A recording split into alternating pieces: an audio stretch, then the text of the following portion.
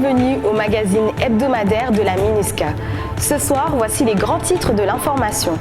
Le représentant spécial du secrétaire général des Nations Unies, Mankeur Ndiaye, reçoit le ministre de la Défense portugais, João Gomes Cravinho. La ville de Ndélé accueille la représentante spéciale adjointe du secrétaire général des Nations Unies, Lisbeth Kuliti. Les commandants des contingents de la force de la MINUSCA rassemblés lors d'une conférence. Et enfin, le chef de la MINUSCA, Mankeur Ndiaye, rencontre le nouvel ambassadeur de l'Union européenne, Douglas Darius Carpenter. Bonsoir. En visite officielle en République centrafricaine, le ministre de la Défense portugais, João Gomes Cravinho, a rencontré le représentant spécial du secrétaire général des Nations Unies, Mankeur Ndiaye, ce samedi 11 septembre. Pascal Serra s'est rendu au Campoko pour nous en dire plus. Ce samedi 11 septembre, le ministre de la Défense portugais João Gomes Cravinho a effectué une visite officielle en République centrafricaine afin d'assister à la cérémonie de passation de commandement de la mission de formation de l'Union européenne EUTM entre le sortant, le général de brigade Paulo Neves de Abreu du Portugal et son successeur, le général de brigade Jacques Langlade de Mongro de la France. Cette cérémonie s'est déroulée au Campoko à Bangui en présence du chef de l'État, le professeur Faustin Archange Touadéra, et du représentant spécial du secrétaire général des Nations Unies, Mankeur Ndiaye. Ce fut également l'occasion pour le ministre portugais d'échanger avec le chef de la MINUSCA sur les sujets portant sur la contribution du Portugal à la MINUSCA à travers notamment la force de réaction rapide et les formations dispensées aux militaires des forces armées centrafricaines par l'EUTM. Le Portugal, c'est un pays que depuis 5 ans est très présent à la République centrafricaine. Nous sommes très heureux de pouvoir travailler avec les responsables de la République centrafricaine. Bien sûr, nous connaissons des difficultés. Nous voyons qu'il faut encore du travail pour la stabilité politique, militaire en République centrafricaine.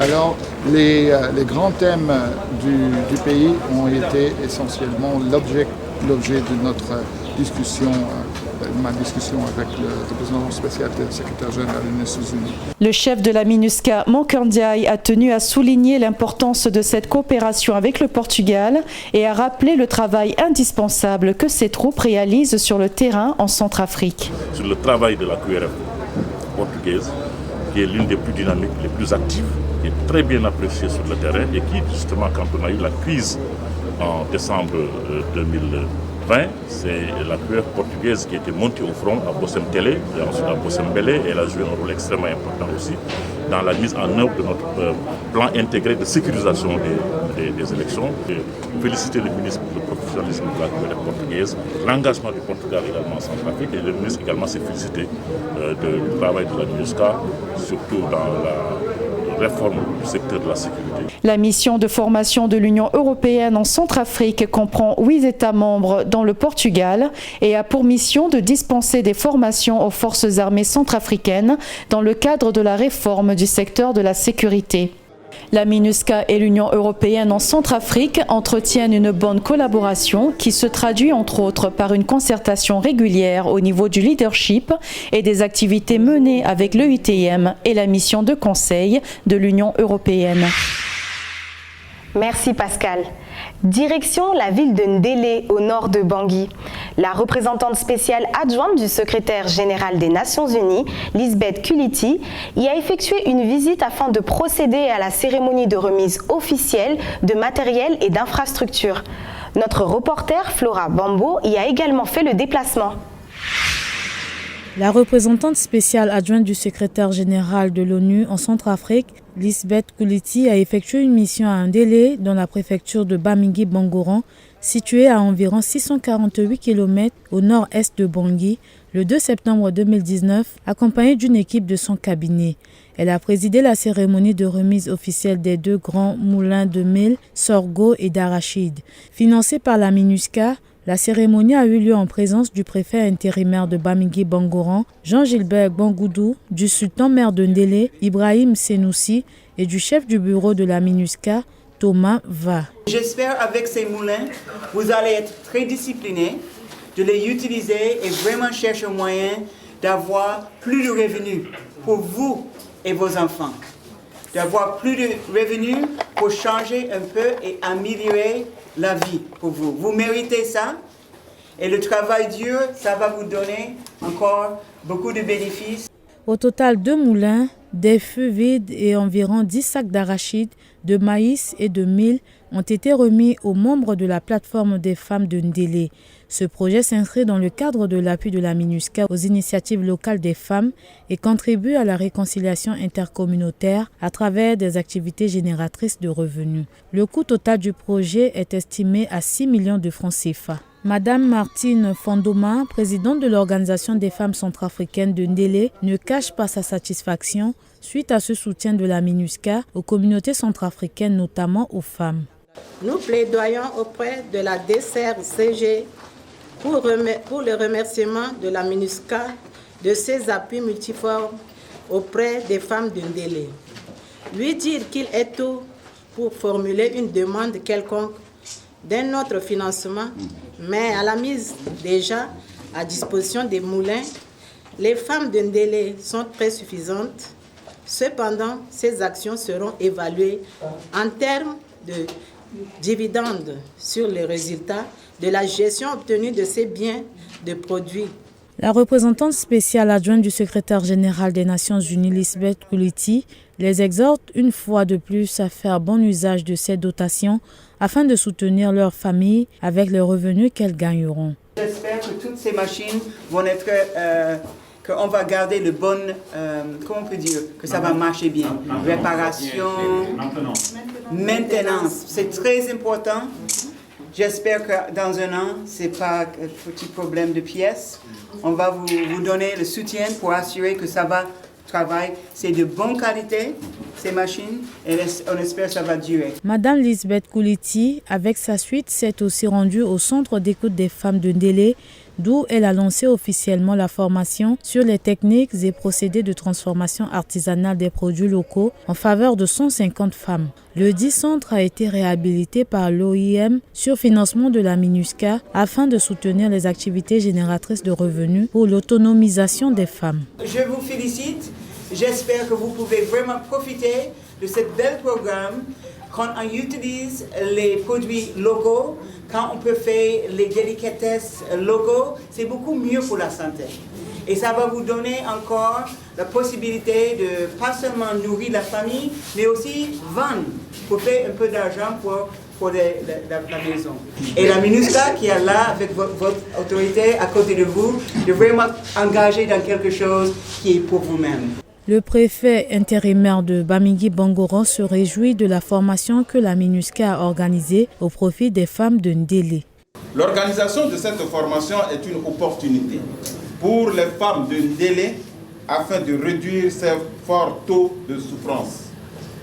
L'appui de la MINUSCA est à encourager et à promouvoir.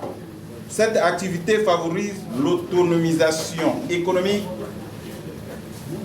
la cohésion sociale, le vivre ensemble, ainsi que l'amélioration des conditions de vie des femmes. Je vous exhorte à donner le meilleur de vous-même pour que la coexistence pacifique s'installe.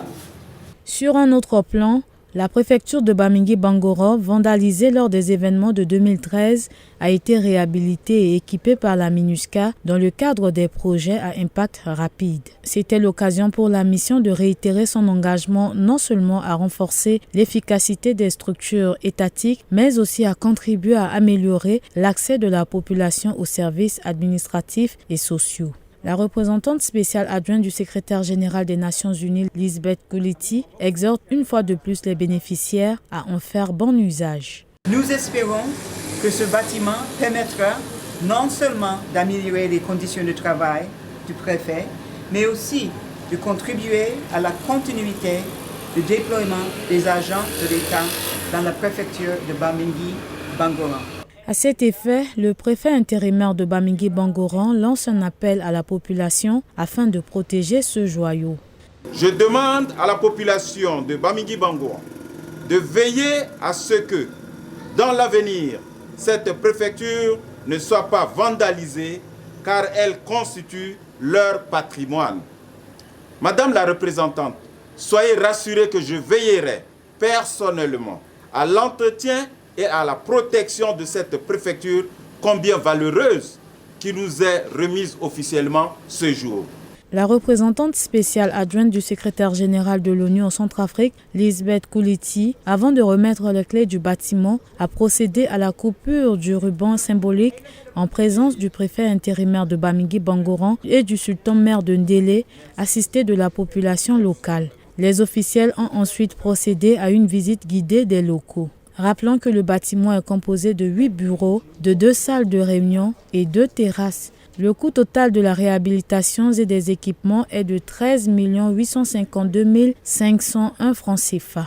Avant de quitter la ville de Ndélé, la représentante spéciale du secrétaire général des Nations Unies en Centrafrique, Lisbeth Kouliti, assistée de son équipe, a profité de l'occasion pour rencontrer les autorités locales de la ville de Ndélé afin de les écouter. Les échanges ont eu lieu au quartier général de la MINUSCA à Ndélé en présence du chef de bureau de la MINUSCA, Thomas Va. La représentante spéciale réaffirme l'engagement de la MINUSCA à soutenir le gouvernement centrafricain pour la restauration de l'autorité de l'État. On avait l'opportunité de parler avec les autorités, avec différents leaders, le sultan-maire, le préfet AI. Ils étaient absolument ravis avec les relations et le travail de la MINUSCA ici. En plus, on a vu les chefs des différentes branches de la sécurité centrafricaine, le commandant de FACA, gendarmes et aussi la police.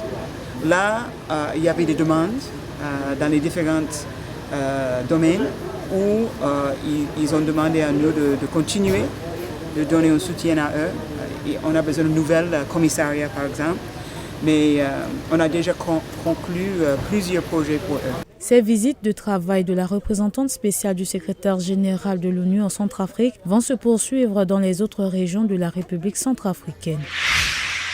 Merci Flora. Une conférence a réuni les commandants de la force de la MINUSCA afin d'échanger sur la bonne mise en œuvre du mandat de la MINUSCA. Durant 2 jours intensifs, les participants ont eu l'opportunité d'obtenir et de fournir des informations liées à la réalisation de leurs activités sur le terrain. Fanny Balekossi pour plus de détails. La base logistique de la MINUSCA a servi de cadre les 8 et 9 septembre à la 11e conférence de la force de la MINUSCA. Elle a rassemblé autour du commandant de la force de la MINUSCA, le général Daniel Sidiki Traoré, l'ensemble des commandants des contingents venus des 4 coins de la République centrafricaine.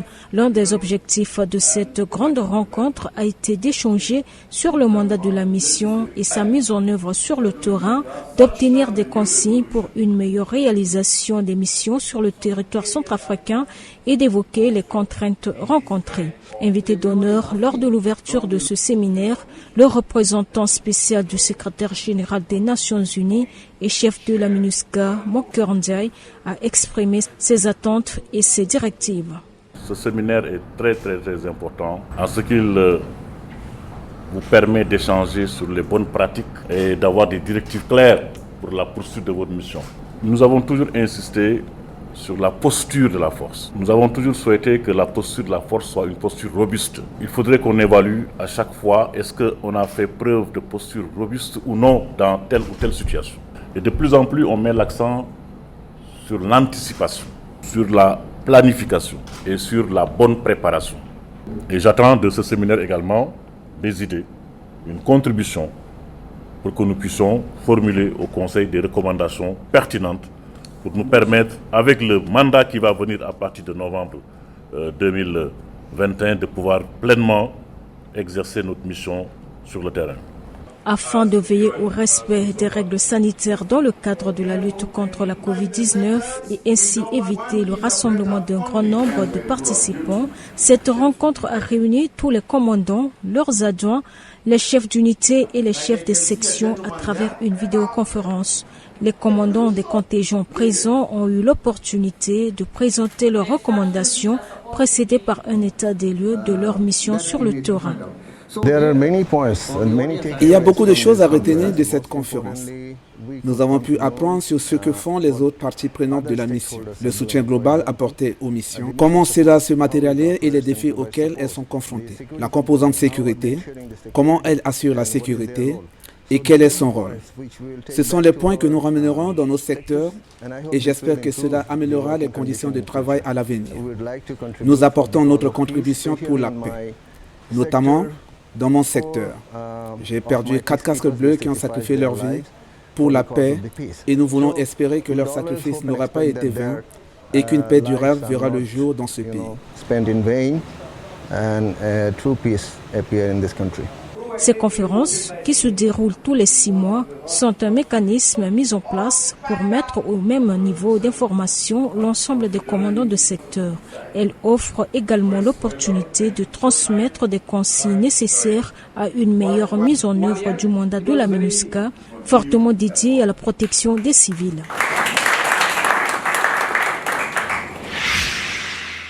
La coopération entre la MINUSCA et l'Union européenne a été le sujet central lors de la visite du nouvel ambassadeur de l'Union européenne, Douglas Darius Carpenter, au chef de la MINUSCA, Mankeur Ndiaye.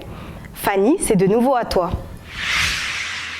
Le lundi 6 septembre 2021, le représentant spécial du secrétaire général des Nations Unies en Centrafrique, chef de la MINUSCA, Mankeur Ndiaye, a reçu en audience le nouveau chef de la délégation de l'Union européenne, l'ambassadeur Douglas Darius Carpenter, dans son cabinet au quartier général de la MINUSCA à Bangui. Ensemble, les deux personnalités ont passé en revue la coopération entre la MINUSCA et l'Union européenne ainsi que la situation politique et sécuritaire dans le pays.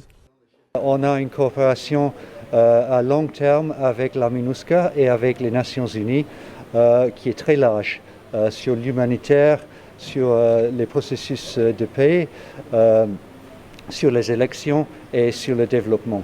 Et donc on est ici pour un peu partager nos évaluations de la situation dans le pays et comment avec le système onusien, l'Union européenne pourrait fournir un accompagnement aux réformes et aux processus politiques et de paix en République centrafricaine et dans la région. Arrivé en République centrafricaine le vendredi 3 septembre 2021, l'ambassadeur Douglas Darius Carpenter vient de présenter ses lettres de créance aux autorités centrafricaines. Il succède à ce poste à l'ambassadrice Samuela Izopi qui a terminé sa mission après 4 années en République centrafricaine. Merci Fanny. Avant de poursuivre, nous allons prendre une courte pause. À notre retour, nous recevrons notre invité du jour, le colonel Abdoulaziz Fall, porte-parole de la force de la MINUSCA en fin de mission. Un entretien à découvrir au cours duquel il revient sur les moments qui ont marqué son séjour en Centrafrique. À tout de suite.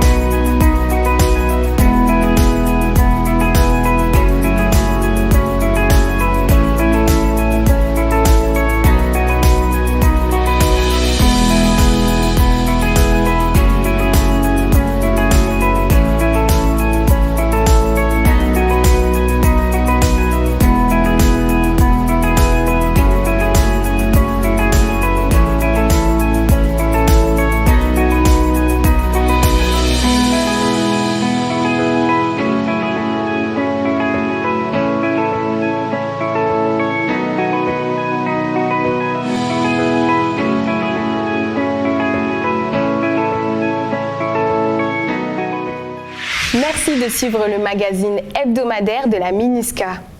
Fin de mission pour le porte-parole de la force de la MINUSCA, le colonel Abdulaziz Fall. Pascal Serra est allé à sa rencontre. Mon colonel, bonjour. Bonjour. Merci d'avoir accepté notre invitation pour cette édition. Alors, pour ceux qui ne vous connaissent pas, est-ce que vous pouvez parler un peu de votre parcours, de votre fonction, en quoi elle consiste? Bonjour, donc je suis le lieutenant-colonel Abdulaziz Fall des Forces armées sénégalaises. Donc je suis à la base un officier des transmissions et de la gestion des systèmes d'information.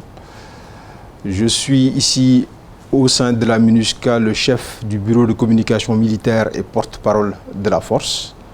Donc l'information est au cœur de mon travail. Donc ma mission principale consiste à contribuer au mandat, notamment dans sa partie qui est relative à la communication sur les activités de la composante militaire. Donc j'ai à ma charge de communiquer au public les activités de la composante militaire au quotidien à travers les différentes activités que nous menons avec les autres composantes de la mission. Alors, l'objectif de cette interview, c'est d'en savoir un peu plus sur votre mission, parce que vous êtes en fin de mission, après avoir passé une année en République centrafricaine. Pouvez-vous nous dire quelles sont les autres missions que vous avez réalisées et qu'est-ce qui fait la particularité de cette mission en République centrafricaine, la première d'ailleurs en République centrafricaine? Oui, tout à fait. C'est ma première mission en République centrafricaine. J'avais déjà eu à opérer sous les Nations Unies en République démocratique du Congo il y a de cela presque 10 ans, au sein d'une unité sénégalaise qui était déployée. Et les tâches que j'occupais en ces moments-là, même bien que traitant toutes de l'information, étaient quelque peu différentes de mes fonctions ici au sein de la force. Donc ici au sein de la force, mes tâches consistaient essentiellement à m'assurer que la composante information était bien prise en compte dans la planification des opérations et que l'impact des opérations menées par la force dans le domaine informationnel était également bien pris en compte. Donc cela consiste essentiellement à prendre en compte toutes les activités que la force mène et de communiquer là-dessus pour informer les populations et l'opinion internationale sur l'exécution et la mise en œuvre du mandat par la force. Donc la particularité de cette mission, surtout en cette année 2020, c'est que la mission avait également dans son mandat le mandat électoral. Et donc nous avions, en tant que force, à assister le processus électoral qui était en cours par des opérations de sensibilisation, des opérations de sécurisation des votes et des opérations de soutien logistique pour que ce vote puisse se tenir correctement. Et comme partout, lorsqu'il y a des élections en cours, surtout dans un pays qui est en situation post-conflictuelle et qui est en train de se reconstruire, l'attraction des médias est sur le pays. Tout le monde regarde ce qui s'y passe et donc les faits et gestes de tous les acteurs qui sont sur le terrain sont, je dirais, passés à la loupe. Et notre travail prend encore plus de sens parce qu'on doit au quotidien informer l'opinion locale sur ce qui se passe dans le pays, sur ce que les casques bleus font au quotidien et également l'opinion internationale. En sus de ce mandat électoral, nous avons eu également une dégradation de la situation sécuritaire sur le terrain cette année. Malheureusement, avec l'offensive qui a été lancée par la nouvelle coalition nommée la CPC, qui a à un moment donné tenté de déstabiliser le pays en lançant une grande offensive. Donc ce fut également des moments de doute, des moments de tension, et pendant lesquels les casques bleus, aux côtés des soldats des forces armées centrafricaines, ont tenu bon et ont pu déjouer les plans de cette coalition et ont pu maintenir l'équilibre et la stabilité du pays. Donc mon rôle avec mon équipe et en liaison avec les partenaires a été de mettre en lumière ce que ces casques bleus faisaient au quotidien pour permettre en fait de maintenir l'ordre et la stabilité dans ce pays. Et quels ont été les défis, les difficultés majeures que vous avez rencontrées pour justement accomplir votre mission? Bon, l'une des premières difficultés, c'est d'abord la barrière de la langue. C'est faire en sorte que les populations qui ne parlent pas forcément toutes français puissent comprendre les messages que l'on véhicule. Il Fort heureusement, nous avions eu l'appui de la composante civile en communication de la mission qui s'est chargée à chaque fois que possible de traduire en langue locale sango les messages que nous avions à diffuser envers la population. Le deuxième, il était interne. Beaucoup de contingents qui sont sur place ne parlent pas français, c'est des anglophones. Et donc c'est des choses, des problèmes que nous avons à gérer en interne pour pouvoir traduire leurs expériences et leurs retours en français avant de pouvoir les communiquer à la population.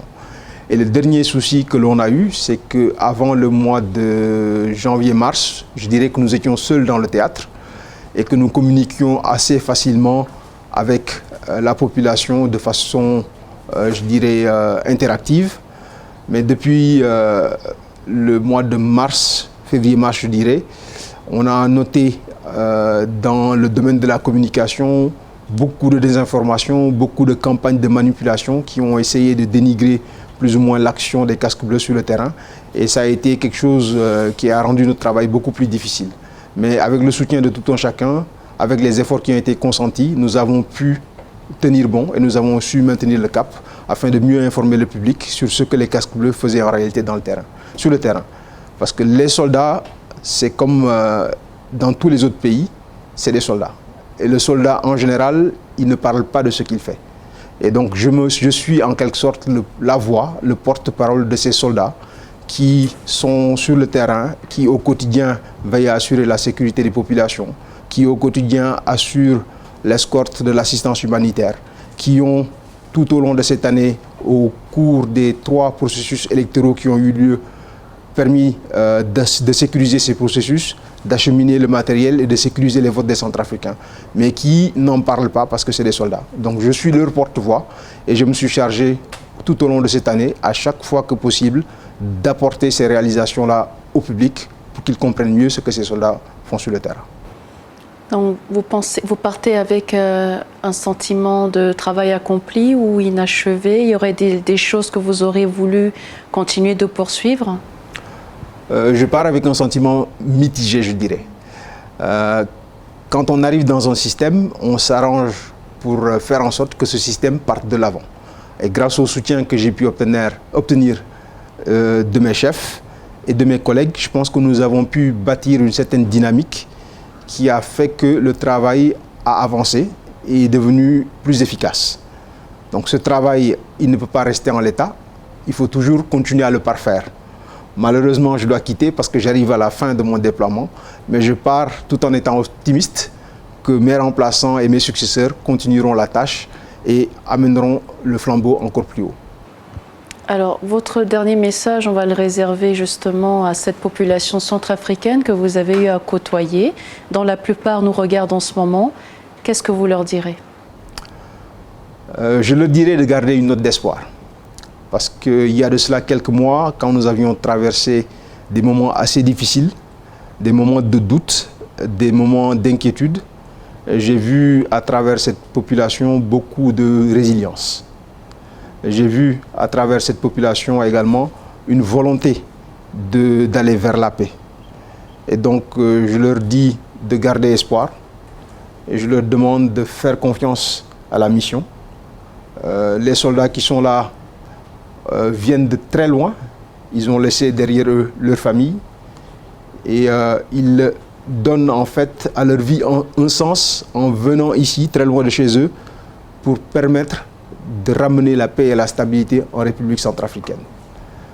Donc je leur demande de garder espoir. J'en appelle à ceux qui détiennent des armes, s'ils m'entendent, de les poser et de se mettre sur le chemin de la paix, car ce n'est que dans la paix et dans la stabilité que tout développement peut se construire.